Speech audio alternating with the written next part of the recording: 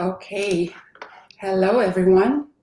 We're thrilled to have you here with us today at our first LinkedIn Live. And it's focusing on mastering job architecture and leveling. And the session is promising to be packed with insights and actionable advice. So let's start. Just a quick word that this job architecture session is presented to you by Neo Group, the only independent total rewards and HR operations consulting firm. And my name is Ina, and I'm a marketing strategist working with Neo Group, and I will be your host today. Now, let me introduce our speakers. Each of our speakers brings a wealth of experience and knowledge from designing global compensation and benefits programs to developing innovative total reward strategies and much more. Please welcome Evan Salisbury, Head of Total Rewards at Ancestry, previously PepsiCo, Apple, and Allbirds. Zach Wells, Head of Global Compensation at Electronic Arts, previously Walmart and Nike. We're also joined by Chelsea Penaloza and James Seaturn, our rewards advisors and job architecture specialists from Neo Group, and Justin Hampton, compensation expert and founder and CEO at CompTool. We will start our discussion on why job architecture is so crucial, explore its role in pay equity, career transparency, and HRS effectiveness. We'll also discuss the diverse approaches companies can adopt to develop effective job architecture and overcome common obstacles in its development. Through this live event, we'd love to get your thoughts and hear any questions you might have. So please drop them in the chat. And let's get started. My first question is for Chelsea and James. Can you please talk about what job architecture and leveling is and why it's important? Chelsea, after you. You want me to go? All right. Hey, good morning, everybody. So I've been thinking about this quite a bit, and we actually have a couple of job architecture projects going on with clients. I just got off a call with somebody and said, come join. I might talk about you, but I won't say your name. So job architecture is one of those things that, like the architecture of your house. It's not the most exciting part of your house, but if you don't have it, your house falls down. And so I think that that's kind of an important thing to think about. It's not the stuff that feels exciting for employees and for leaders, but it's really the framework that you use to build how you think about your people operations, how you do reporting, how you have systems. And it also helps you go to market and do benchmarking and understand how to compare yourself to others. And so it certainly shouldn't be taken for granted.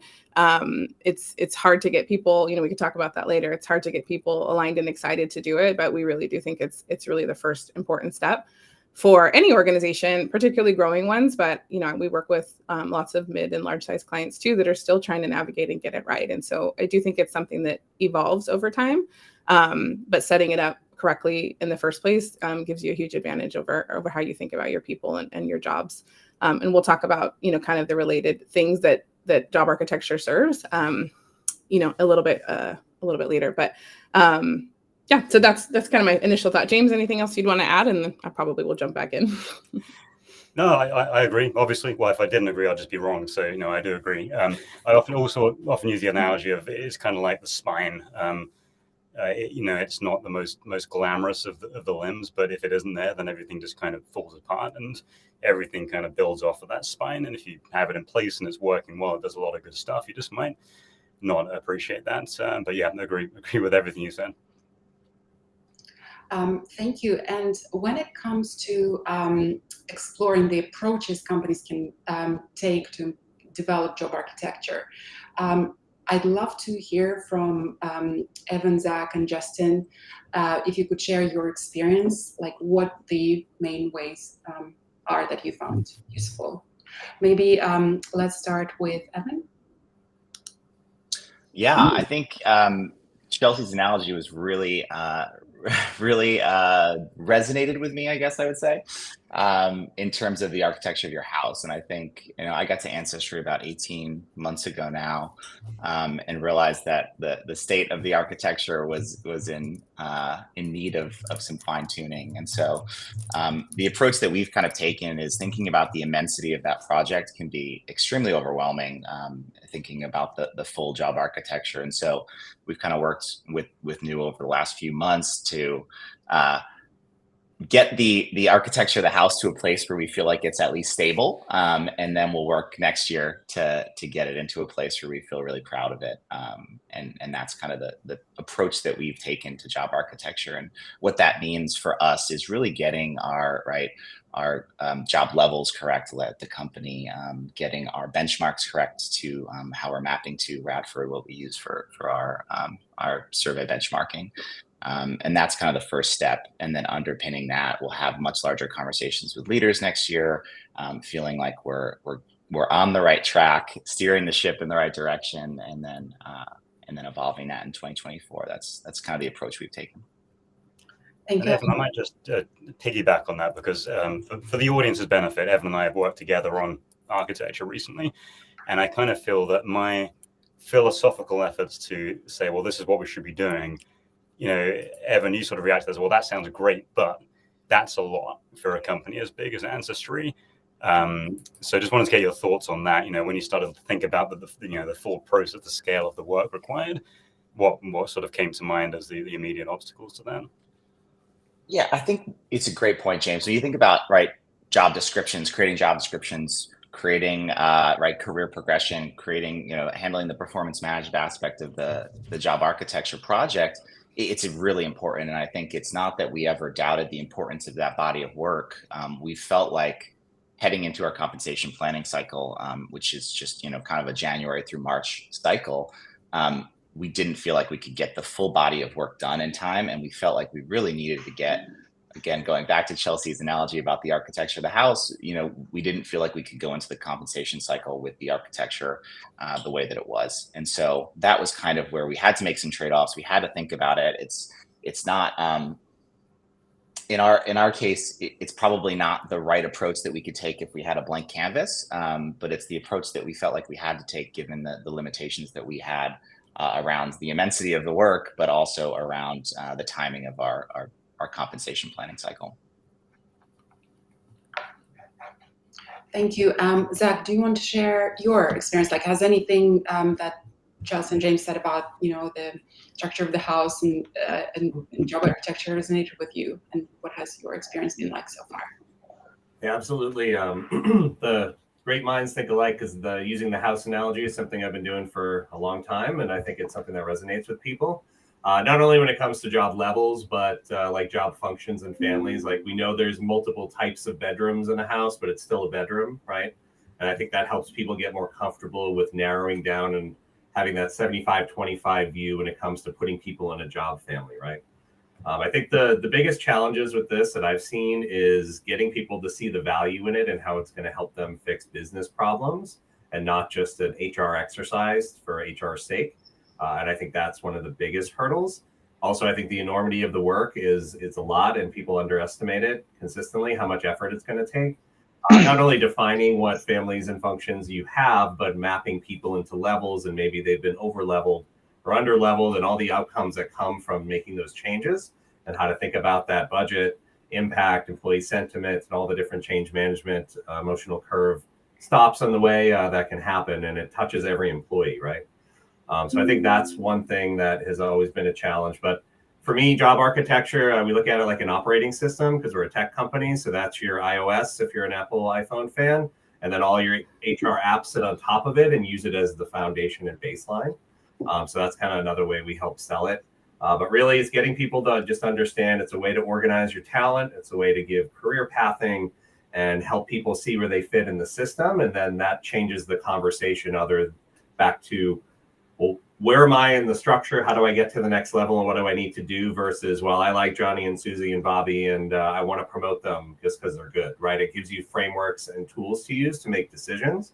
But I think that's the biggest unlock we've had is it's a decision-making tool to help us manage our talent, not a rule do we have to follow and something to restrict you or keep you from doing what you need to do to manage your talent. And I think that's where people kind of approach it from a fear-based mindset a lot. So trying to get them to let go of the fear and feel like this is going to help. That's really the thing that's been the biggest unlock for us. And can you share about what impact a successful job architecture exercise project, or whatever you want it, but what impact does it make on the organization in terms of the equity and benefits? seen? So first thing is it sets you up for pay equity because you're playing from the same book, right? So we look at this people in the same job level and then all the different analytics that go around there. It helps with a lot of business problems. So market pricing, making sure that we're paying competitively for the roles that we need to, or if we need to differentiate, now we have that as our baseline. It also helps with workforce planning, budgeting, all the other things that go around managing your talent. Giving you that same framework to use as you're starting to do that will help finance. It'll help OE and all the other talent management, all the other groups that kind of talk about talent. And it's that the spine, as James said, behind everything to help make sure that you're using the same common language and same common framework to make these talent decisions. Evan, can you talk a little bit as well about the benefits that you've seen? Maybe anything that you would like to add in terms of the areas that Zach mentioned? What benefits do you see at Ancestry when it comes to successful job architecture?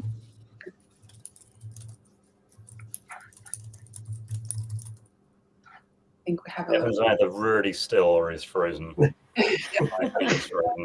I might jump in if that's okay while we wait for him. So I work obviously on the consulting side, but I think what Zach was saying, and I think Evan was saying this too, around there's this kind of like utopia of things that you can do if you have a really solid architecture.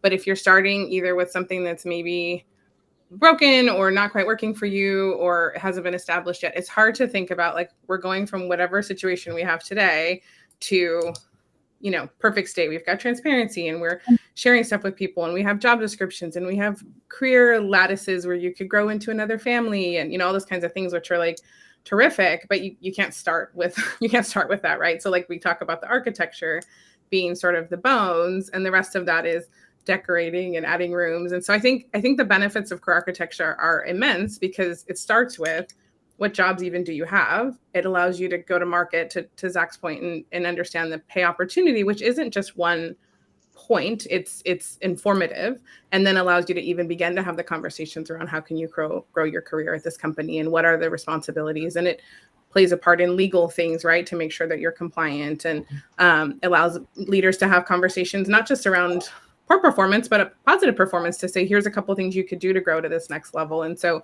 I think getting it right and describing it correctly is really important, but I think it's really important to understand it might take some time to go from like the build to having it really be valuable for people. And you have to kind of take your wins as you go.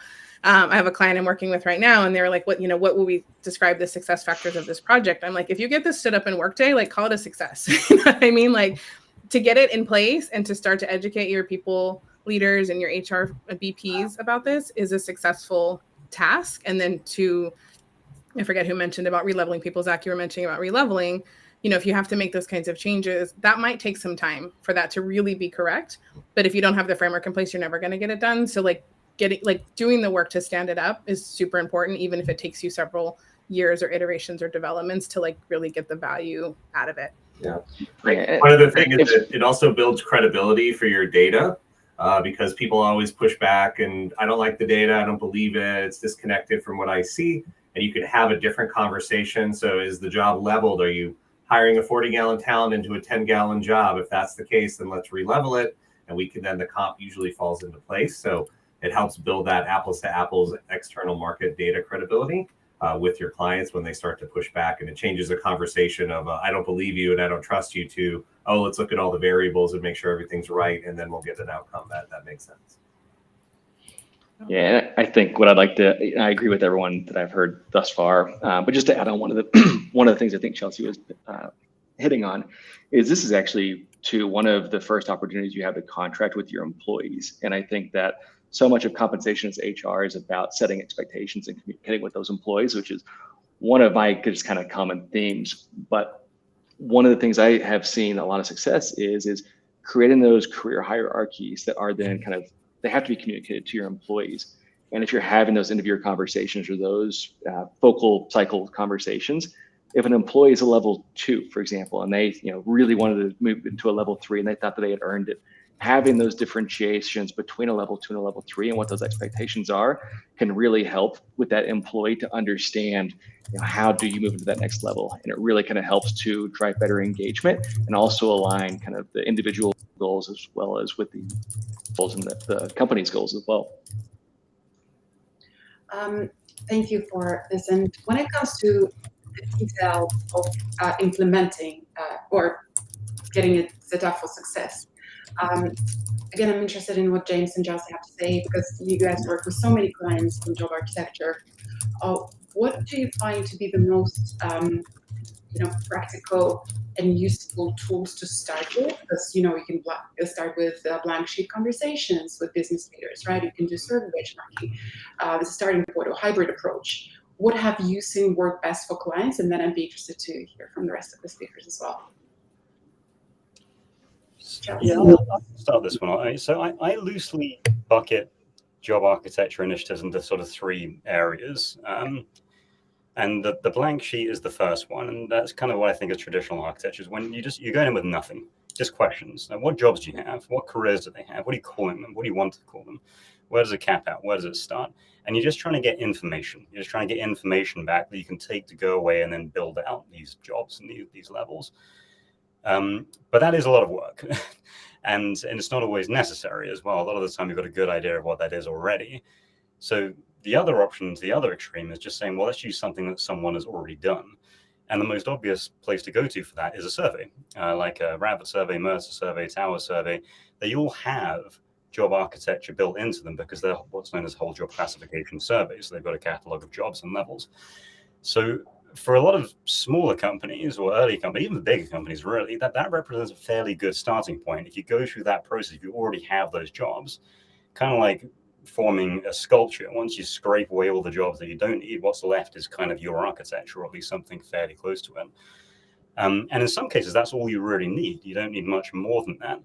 But generally speaking, as a company evolves and gets a bit bigger, you want to then, if you start with that, is craft that into something more relevant. So that survey might not have the exact jobs that you need, or it might have jobs that aren't granular enough or too granular. And also, it doesn't give you titles, doesn't give you family names. You need to kind of figure out what to call everyone and call everything. And you might not agree that the number of levels is correct. You might have your own view on the appropriate number of levels. So that's when I think of it as the hybrid approach.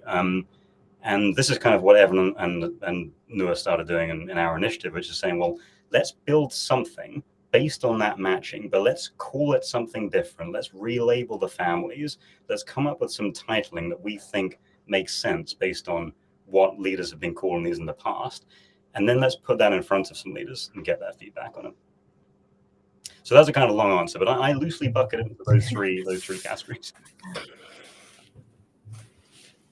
Yeah, I'd agree. This is one where James and I do agree. So I think a hybrid, I mean, it sounds really generic, and I talk to different colleagues and clients and things around like the different ways to do stuff in HR and compensation. And there's a lot of opportunities for innovation. And then there's also some areas where there's like only so many ways to sort out that problem. And so I think the simplest one is certainly survey benchmarking, like you said. And I think the thing that I always find myself challenging to do is I don't think white paper ever works out. I think that's too complex for almost everybody to just like, tell me what kind of jobs you have. I think that's too hard. So starting with, if you have good benchmarking, that sets you up, and then, but to not be stuck in the way that the surveys either have described the jobs or which families exist, and being able to say, you might have a different family. You might have combined two that we don't see in the market. You might have one that's described a little differently, or you might have one that's like, we think they're the same match, but for whatever reason internally, you need to describe it differently. And like being flexible enough as a professional to not box them into the survey match, but to really hear them out and try to understand why in the business they feel like they need to distinguish. Like, what are they trying to get at? Are they looking for different comp? Are they just really looking to be able to describe people's skills differently? And that's important. They have enough critical mass there to describe the jobs differently, and that's important to them. And so like kind of striking the balance between what do we see in the market versus what's actually going to work for your organization. And those aren't always the same, but encouraging our clients, the farther you get away from what's available in the market, the less market alignment you have. And that's fine, but you have to understand what the trade-offs are if you do that. So certainly hybrid is kind of my answer there, but like starting with survey matching and then really understanding if we want to add to that, let's do it. But let's talk about why you're doing it.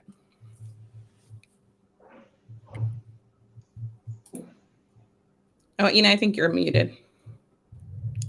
I was indeed, thank you. Among those tools that you mentioned, are there any tools and approaches that are most beneficial the most, and what are the disadvantages of using one approach over another? So survey matching is the fastest, assuming you know what the jobs are and you have matched the surveys. That's like the simplest. As with everything in HR and compensation and job architecture, going to talking to leaders takes more time. It requires resourcing. You have to know who to talk to. You've got to plan for it. You've got to communicate. You have to tell them why you're doing the project. You have to get buy-in. It's the right thing to do. It's the thing that we shortcut the most because nobody has time. But I think those are the most important parts to get business to feel like this isn't something HR did to me, but that I was a participant in designing our architecture. And so sometimes the way we describe that is like, to Evan's point earlier, right? We've got something we need to implement in a hurry. We're going to do the quick and dirty survey matching. And then over the next 18 months, we're going to come back and we will redefine some new families or we'll clarify some of this stuff. And that's kind of V2 of your architecture, right? To say, we are going to hear from you, but we don't have time to hear from you today, but we are going to hear from you. And this is what that plan will look like. So I think that you'll hear me talk about that later. The change management and communications part of this is the most critical. Surveys are surveys. It's great stuff, super good resources. But if you can't manage the people, then you're not going to succeed. Evan, you wanted to add something on this? Yeah, no, I think it's just, again, it resonates with me in the process that we've gone through where, we had to get into a better place with our matches and we had to feel really comfortable with what we were doing so we could present something ultimately to leaders, right? I'm talking about going back to the vision that we have for 2024 that we're proud of. But I think the other thing that's important for us that helped us a ton is identifying, like, what do we want to get out of this, right? And it goes back a little bit to the core of what we were saying is like, we want to release essentially a set of compensation guidelines is really what the core foundation of what we were trying to achieve, that we were proud of, that we could explain in front of employees, that we felt like could lead us down our journey of transparency in a really thoughtful and intentional way, and in a way that we felt like our employees would react really positively to that and understand what we were doing. I think everyone in the comp world is thinking about transparency in some way, shape, or form. And so that was kind of the other important point for us in prioritizing and thinking and doing the benchmarking. We felt like we knew enough about the jobs to do a better job probably than we had done with a lot of the benchmarking. And we felt like that was the most important thing, again, with that time constraint of the compensation planning cycle. Justin, what ideas do you have? Yeah, and I think Chelsea kind of hit the nail on the head with it's a lot of work, and there are ways to get it done quickly.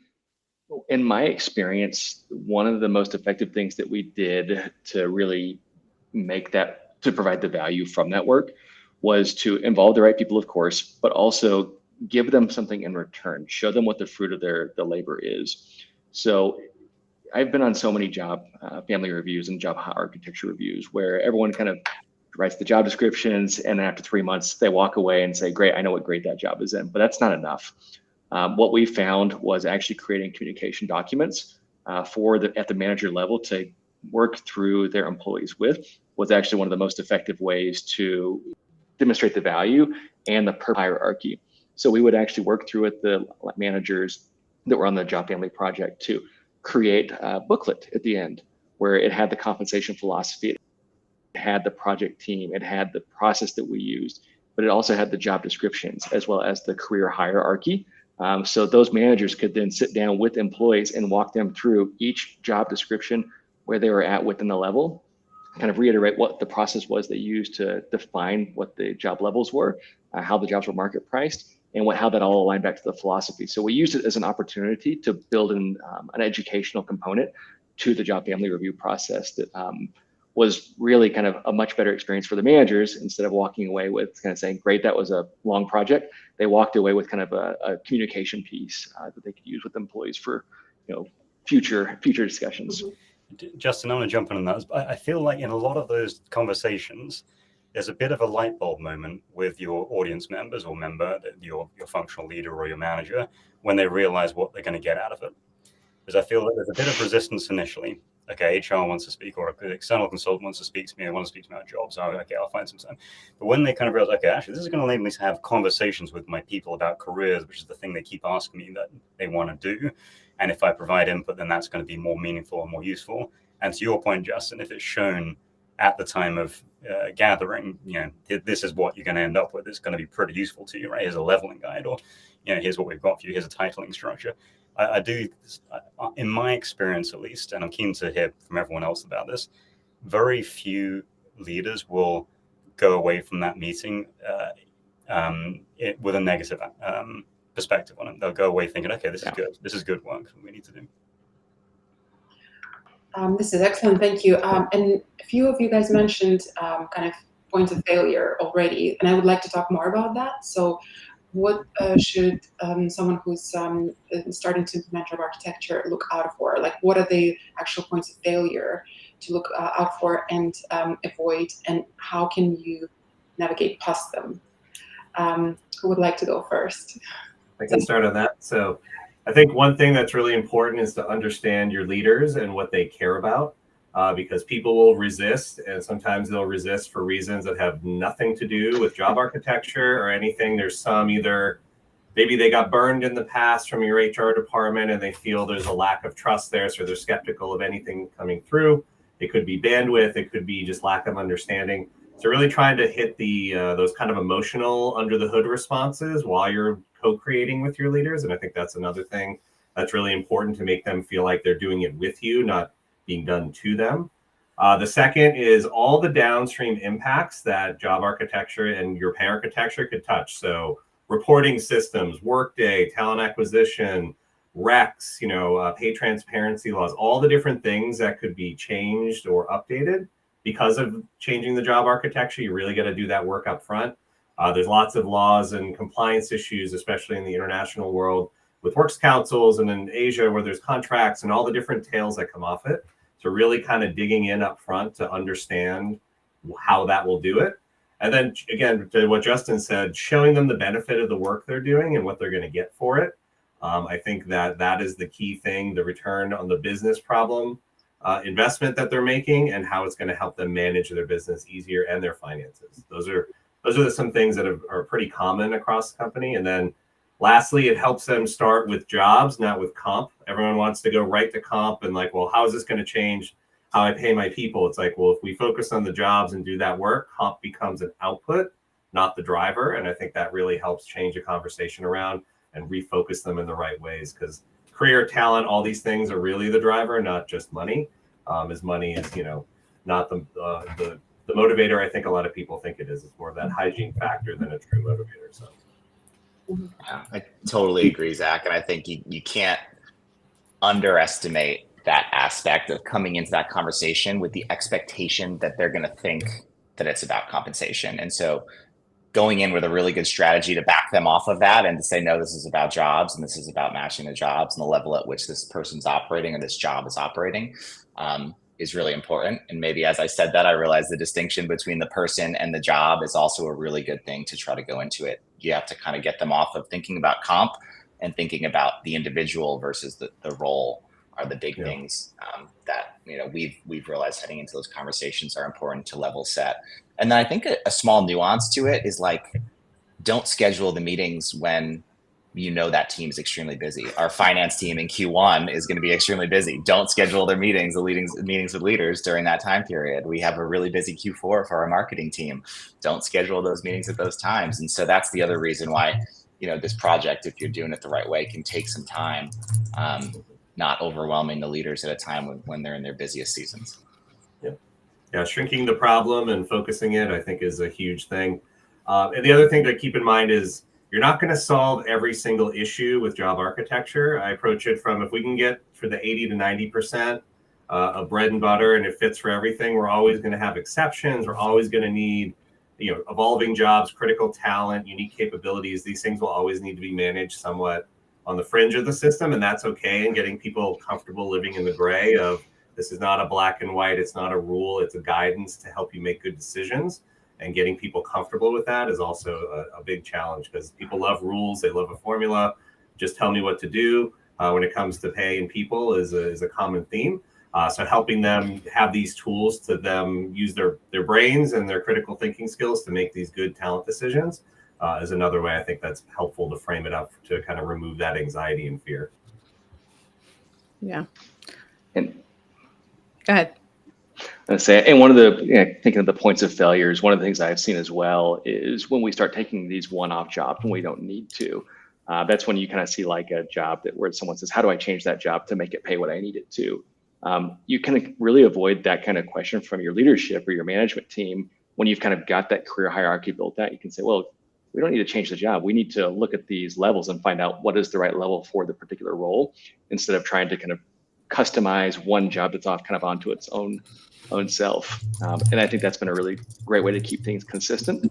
And then kind of having those job levels in place, like speaking of that consistency, it's one of the things that allows you to kind of match to your salary surveys. I mean, in our system, for example, you can actually match entire job families from like a intern to a senior director at once if you have those job levels built out. And that's because you can create a very consistent approach.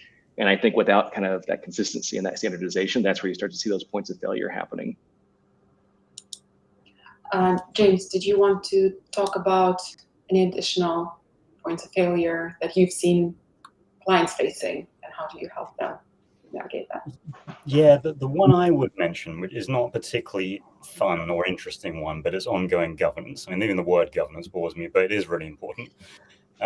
So, you know, it's all, you can create the most perfect, wonderful, beautiful architecture, but if it just sits in the 7th subfolder of the job architecture Z drive and no one knows it's there, it's not really going to do anything.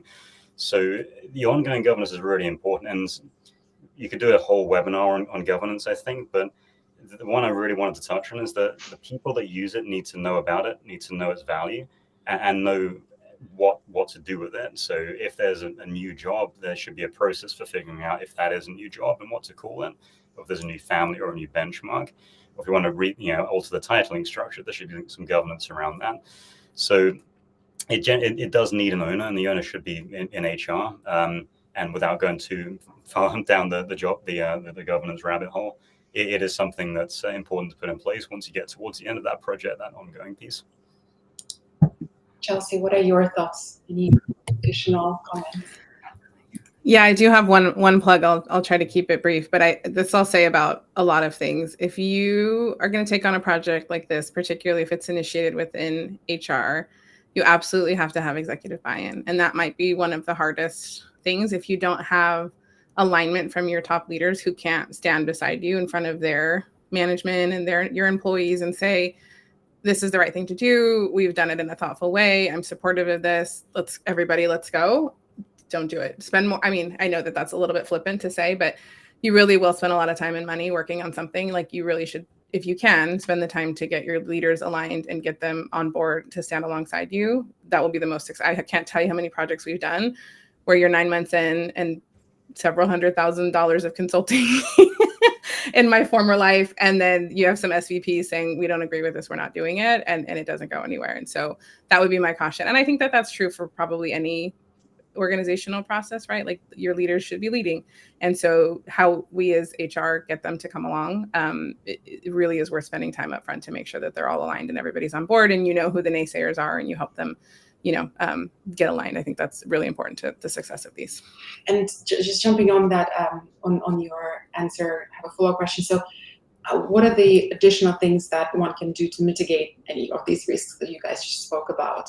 Anything that can make that really successful? Something you need to think from the start, tick the boxes. Zach?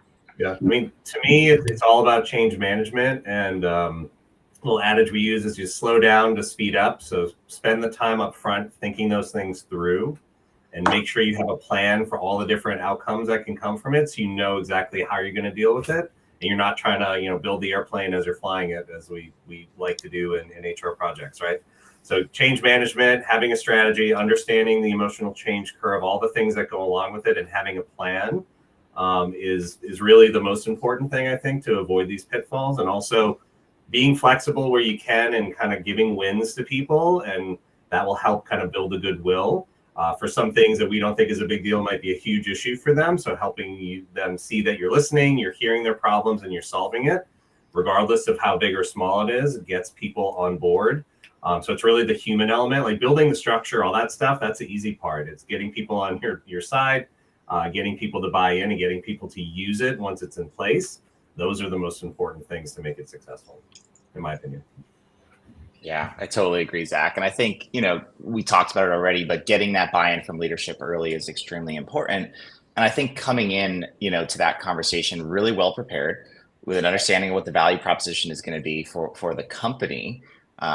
Using an analogy, you can either have the spine or the house. You can choose which one you want to use, but you've got to use some analogy. And I think, right, it's not as hard of a sell as you think when you really actually put the full value proposition of what you're going to get as a company out of this. And I think, to be honest, the fear sometimes when you're doing a project like this is, oh, you want me to spend a whole bunch of money on updating compensation. It's like, that's not what this is about, right? This is about doing what's right for the company. This is about preparing us in so many different ways outside of just, right, the compensation aspect of showing career progression, like, being able to attract and retain talent better through that. And I think, the full immensity of the project that can be so overwhelming is also what's so easily able to create that value proposition for the leaders when you go into those meetings. Yeah, I see Doug posted piloting is also very effective. So you kind of get a small group, maybe a contained group like corporate functions like finance or HR, that we know both the type of work you do and the business hierarchy are all contained in one area. Because the tough part is when you have, so software engineering, for example, you might have it in every department or most departments, and getting all those people on board can be. So I think piloting is very important. Show the wins, and when you push that boulder over the hill and people start feeling the benefit of it, more people want to get on that rock faster, and you can gain momentum there. But I think that's also a great approach. Yeah, FOMO is a powerful force when you've got this wonderful job architecture for a given division or function that enables you to do all these wonderful things, and someone else is very easy to look over and say, hey, I could do that as well. That's quite a powerful weapon. And we'll get to, there are a lot of great questions on LinkedIn in comments. One of them I'd like to highlight now because it's connected to what you guys said now. So can you talk about specific strategies for getting leader buy-in early on process for updating the job architecture? Such a good question. I would like to answer first. I could jump in. So I think what Evan and Zach and others have shared has been really good. I think remembering, so really it's just time spent, right? These are our leaders. These are, as HR people, our stakeholders. So we have stakeholders at the kind of executive level and stakeholders at the sort of management and employee level. I think remembering as HR people what our objectives are not the same as the objectives of the leaders. And so your messaging to somebody in finance will be different than your messaging to your CEO, which, I mean, they should all go together, right? But like the things that are appealing to different populations. So we can't sell, career development is really good for an employee to know how they can grow in their career. But somebody in who's managing their business might really want to know how they can plan for headcount or manage their budget, or so kind of finding ways to say the work that we're doing here is helping in all of these ways, and not getting kind of pigeonholed into just like the work that we might be doing, especially as folks that are like in compensation. If you've got a large organization and that's like all you do all day, it's sometimes you can forget that there's people care about other things besides what you're doing all day. So I think that's an important one. And just making sure that you've given time to it, which we all know is a challenge. We don't all have a lot of it, but as much as you can up front to allow for those conversations when you're even thinking about starting the project, we'll make sure that you've got the buy-in before you spend the time on it. Yeah, I think for me, it's tying it back to business and department strategy and the outcomes that job architecture will drive to meet that business or talent strategy. So for example, if you're focusing on early in career talent, like how will job architecture build a structure that will give you those early in career talent outcomes, career mobility quicker? Maybe you split levels, maybe you look at different ways to kind of hit the different areas that are of concern to different generations. We haven't talked about that, like Gen Z and Alpha have different expectations than Gen X or boomers, etc. So it's really going to be tying it back to strategies, tying it back to outcomes, and then showing how the work will deliver business outcomes and ultimately make their life easier. Those are things that I think go over well, because if you talk the language of business, they'll listen to you. If you don't, then it's just another HR project for HR's sake, and they're not going to buy in because it's not going to give them anything they can tangibly do to drive your business outcome. And that's, to me, talking the language of business is key, number one, to get them to buy in. And I really like the way you described that, Zach. Is because the way I think about it, you gotta sell it. Basically, you got to give you got to play on people's fear and greed in terms of what they can get out of it. To your point, if the fear is losing people, then job architecture can help with that. If your fear is that you're not providing career opportunity, job architecture can help with that. If you want to hire the best talent, well, job architecture can help with that. So if you can tie it into those issues that are front of mind for these leaders and explain that this is crucial to achieving those objectives, then that's where you start getting attention, I think.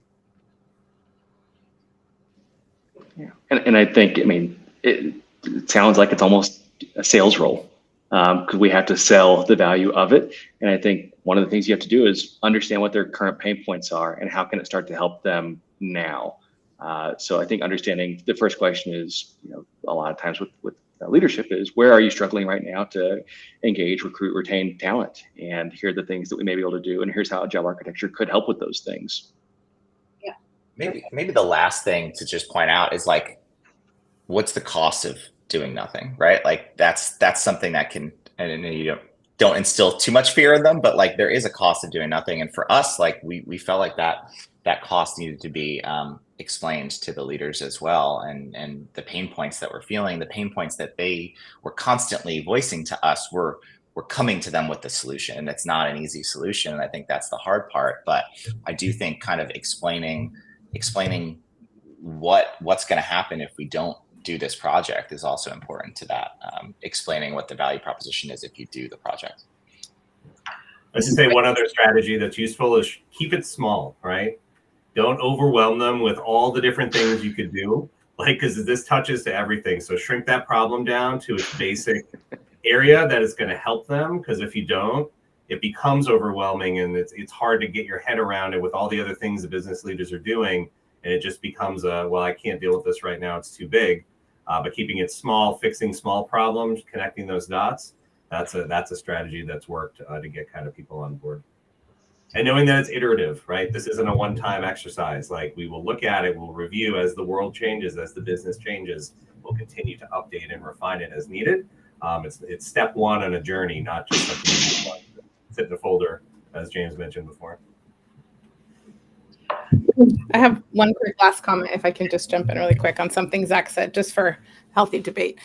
You said something about split levels, and I was going to chat you and say, no, we're not doing split levels. But but I think it's an important one to think about, because I think instead of just saying, no, that we don't see that level in the market, or you're trying to inflate something, it's like digging in and understanding, well, why do you need that, right? I had a client recently who wanted to add a level between a P1 and a P2, and I was like, it doesn't exist. You would be hard pressed to describe to me what the differences are between those roles. And what they said to me was, I know, but we have so much attrition at that first level because people don't feel like they're growing fast enough, that we want to be able to give them some pay and tell them, like, you're almost ready for that P2 level, but you're not quite there yet, and maybe do a mid-cycle promotion. And I said, you know what, if you can do that consistently, fine, you can have it, right? And you have to figure out how to live with the comp of that, and maybe they're just higher in the range. But if that's like a solid, like, tangible business reason to do something, then like not boxing in. And so I think digging into the requests that people have to understand, why are you asking for them, instead of just saying, well, we don't see it in the market, or we've never seen, you're ridiculous. Like,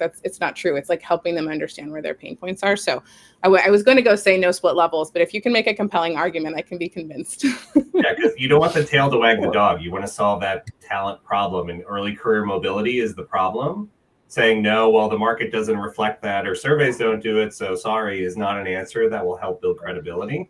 So again, it's about solving problems, even if in creative ways, as long as they know the trade-offs and those outcomes. So like a job description probably won't be different from a P2A to a P2B, but it's not about that. It's about career mobility, making people feel like they're progressing, that they have a future at the company, and that far outweighs a structure or a system. So it's just really kind of solving the problem and helping them see the trade-offs of doing that, and then the complexity over time, and making sure that when you go into it, eyes wide open to what those challenges will be. Yeah, I think. And I wanted to Go, Justin, you go. I was just say I did want to add on to that too, because I think there's oftentimes this desire to create a promotion or to give or change people's salaries for kind of acknowledging what they're doing. But really, it can be a lot simpler than that. It can be acknowledging what the person is doing, recognizing what they're doing. A spot bonus, if you have spot bonus programs, a thank you. There's a lot of research around that just acknowledging what an employee is doing and kind of, saying that you appreciate what they're doing and recognize it is worth as much as kind of, there is a a non-monetary value that is worth much more than money. Oftentimes it can kind of help to control and manage those. So I always like to come back and say, well, what are you doing to encourage and drive, this employee and to kind of make sure they are feeling appreciated and retained? So it's not always promotions, it's not always salaries. A lot of times it's just the simplest thing, like thank you. I think that's always one of the things, and not just anyone's not saying that, but it's one of the things I just like to drill into people over and over and over, because I remember a lot of the thank yous I've gotten. I don't remember a lot of the promotions I've gotten, or increases, but I remember a lot of the really heartfelt thank yous that I've gotten.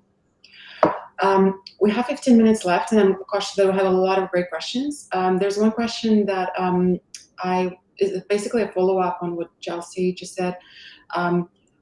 Julie Clark asks, how does the group use job families? Is it for career ladders progression, or is it used somehow with benchmarking and setting pay ranges? So maybe we can talk about that and titling as well. Let's say yes for all of it. It's all connected, right? Titling is always a little bit of a messy one. I think for us, in my career anyway, the easiest way to solve that is using a business title, not just a job code title, because you can make a business title flexible to a unit or a specialty that you don't want in your job code architecture. I would say keep your job code architecture titles as simple and generic as possible, and then leverage business titles to help drive those unique things, or maybe industry specific or function specific nomenclature that will show up in the marketplace in a way that will attract those right talent and give people the right kind of titling they'll need for both now and the future. But I think business titling is good. Also, functional management versus people management. A trick we've always used is if it's a people manager, you put that management title in front. So director, compensation. If you're a functional manager, you put it at the back end, compensation director, right? So that way you can tell by looking at it who's a people manager and who's not. Obviously that doesn't work for everybody. Some people like 1, 2, 3, 4, 5, or associate, title, senior, whatever works for that area. But just being consistent and being clear is the most important thing. So that way when people look at something, they know what it means without having to really try to go figure it out. So that's what's worked for me in my career. Yeah, I'm going to jump on the titling one as well. It's one of the most tricky things to get right, as no one agrees. No one can agree on the right titling. But there are a few things that we've learned from doing this kind of work. One of those is that it's much easier to get consistency around the management track than it is around the individual contributor track. So for the most part, to your point, Zach, it's for some reason very common to do the manager, director, That is quite a common thing to show that you are in the people management track. And for the most part, at least in North American tech, for example, most companies will have manager, senior manager, director, senior director. This is very, very common to see that, and it's very consistent. And even cross-company, you can kind of understand what the role is. But in the IC track, it's very difficult to have that consistency because there's so many different standards. For example, the word staff does tend to mean about a senior level P4 engineer in the engineering track, but the word staff also gets used to mean a junior accountant in the accounting career track. So because of that and many other titling nuances, you can't really get consistency in the IC track across a given company unless you want to go the Roman numeral route and just avoid any kind of words whatsoever. So jumping on that question, so Anthony is asking, how should one think about creating a leveling structure that enables progression for different populations of employees? So for example, if a company has a mix of frontline, professional, executive employees, all which have different expectations of what progression should look like, how would you build that into the job architecture foundation, or would you at all? Really good question. Who would like to? I mean, I'd say for me, you have all the levels as an option for every group, but part of the work is identifying which levels are used in each job family. So for example, you may never have a P5 accounting role, right? It might go P1 to 4 and then management track and up. For legal, you may not start until P3. That's your entry level. And you may go all the way up to P7 or P8, depending on your VP structure of your company. So it will really depend on what the industry best practice for that function is and what the work need is for the company. But if you keep them all available and pick and choose what you do and build from there, that's a way to kind of keep your core foundation there and alive and the same, but also give them what they need and limit options so people aren't having a P8 compensation person, for example. So nobody needs that. I'll apply for that job. Yeah, I was like, there's definitely P8. I would hire as the P8, Chelsea. Okay, perfect. next question, any suggestions on how to encourage leaders not to over-level, usually with the intent to back into a higher comp range? This question from Rosemary. It's a good one. I can start there because it's a really good one. It's one, I think my experience, I guess, it may not be the same as what Zach has experienced or what the rest of the panel has experienced from a consulting perspective. But I was really worried about that. And I felt like going into those conversations, there was going to be this aspect of they're trying to game the system, right? They know while you're trying to back them off compensation early on in that conversation to tell them that it's not about comp, it's about leveling, they'll understand that the higher the level, the higher the comp. It wasn't what happened in my experience. I think setting the expectation, understanding like what the outcomes are, right? Everything we talked about getting that leadership buy-in, if you're doing that effectively, at least in my experience, the fear that I had about them trying to game the system didn't actually come to fruition. So curious what the rest of the panel has experienced there, but that's ours. Justin, you wanted to add? So Evan, you're lucky. I've seen a lot of gaming of the system. And one of the ways that I actually found was very effective to create a very objective approach around a fairly subjective subject matter was to try to break out how many people within different surveys fell into each level. So I would kind of take the total number of organizations or total number of incumbents across an entire job family, say comp analyst P1 through P6. If you summed up all the incumbents in those and kind of broke out, hey, you've got 10% in the P1, 15% in the P2, 30% in the P3, and then all the way to P6, you've got like 6% of your entire compensation analyst population. It was really easy to have that conversation with managers and say, do you think that either the role you're trying to hire for, that 94% of people doing this kind of function would not be qualified for that, or to say kind of, do you really think that, only 6% of the folks doing this kind of work would meet your expectations? And that kind of also helps to put some objective framework around those levels that can sometimes get away from and complement the subjective descriptions of those levels. Mm-hmm.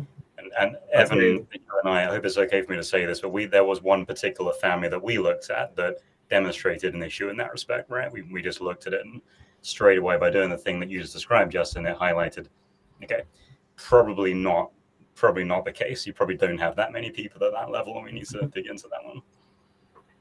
Yeah, I would say for me, it's the business process of workforce planning and headcount budgeting is a great barrier of entry for some of these things. So if you only have X amount of heads and X amount of dollars, you can't make everyone a VP, right? You've got to think about the distribution of the work and what it's going to take to get it done. And that really helps people self-regulate a bit, as well as if at certain levels you have barriers to entry for either nomination committees or you have to get extra approvals for a director level versus a manager. That also can build in some kind of self-regulation tools to make sure people aren't out there just doing whatever they need to. So it's tying it back to finances, to your business strategy outcomes, and then putting in some critical strategic barrier to entry touch points can help mitigate that process a bit. But ultimately, it is their decision when it comes to it. I don't want to be the comp police ever. That's not a role I enjoy playing. And I want to help people make good decisions. So if you show them the trade-off of those decisions and what potential outcomes can be, they can still make the choice. But when it goes sideways, you have the receipts, right, in your email or from those conversations, so you can help them be held accountable for maybe making some bad choices. I'm just going to say the Comp Police is a TV show waiting to happen. We should take this to Hulu. That sounds no one amazing. would watch. It'd be the most boring show ever. I have one quick add on that one.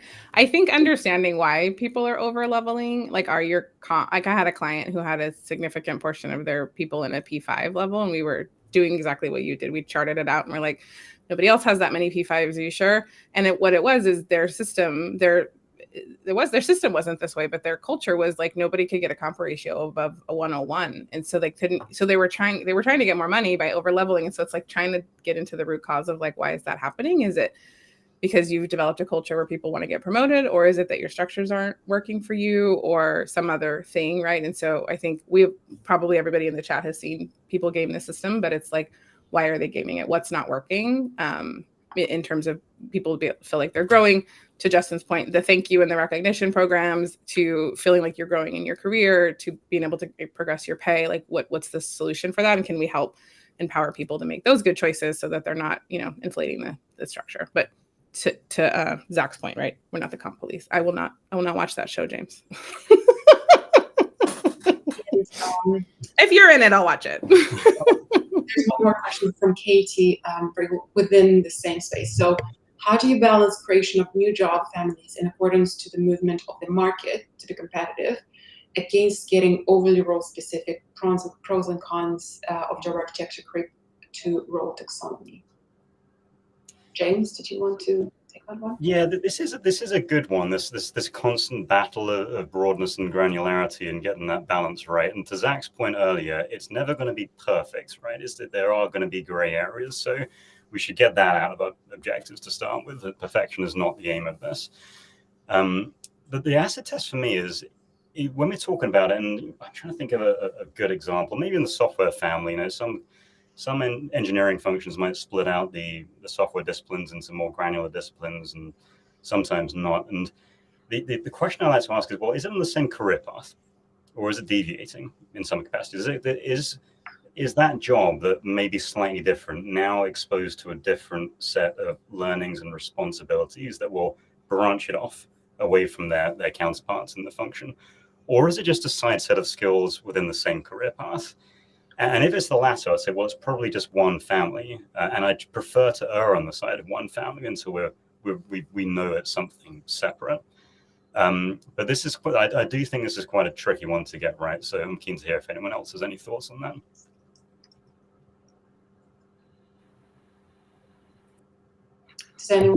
Would anyone like to add?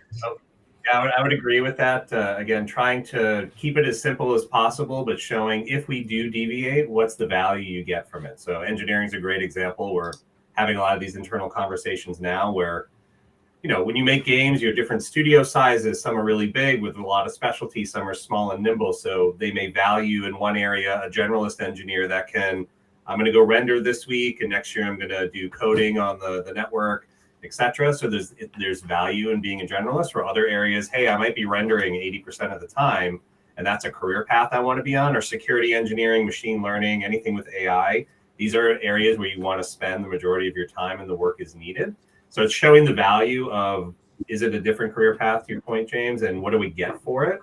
Also, hey, the pay in the market may be similar now, but it might change over time. And if we have these things, we'll be able to monitor how the market will move. And then if we need to make strategic choices, it helps kind of build a data foundation to do that in the back end. So again, it's showing the value of why you would do something differently, and then what you would get for it on the front end. Thank you so much. We only have a couple of minutes left, and we have a few more really interesting questions to go through, which we will not be able to cover during this session, but hopefully we can continue the conversation on LinkedIn in the comments. So I would like to say a huge thank you to our speakers. Thank you guys for being here and sharing your knowledge. And thank you to all of you who attended this LinkedIn Live and engaging with questions and comments. A couple of things that I would like to highlight is that we will have more LinkedIn Lives coming up, and we have, let me just pull this up so you can see. You can stay informed about them by subscribing to your newsletter. You can hopefully see the QR code in the corner of your screen. You can just scan it with your mobile device and subscribe to our newsletter. You can also follow our lovely speakers on LinkedIn. They often post updates and events they take part in that you might find useful. Subscribe to Newer on LinkedIn, as we also share lots of knowledge, including case studies on job architecture. So again, thank you all very much, and it's a wrap. And I hope that you found this session as interesting as I did, and hope you stay curious, keep learning, and we'll see you at the next LinkedIn Live. Take care and have a wonderful day.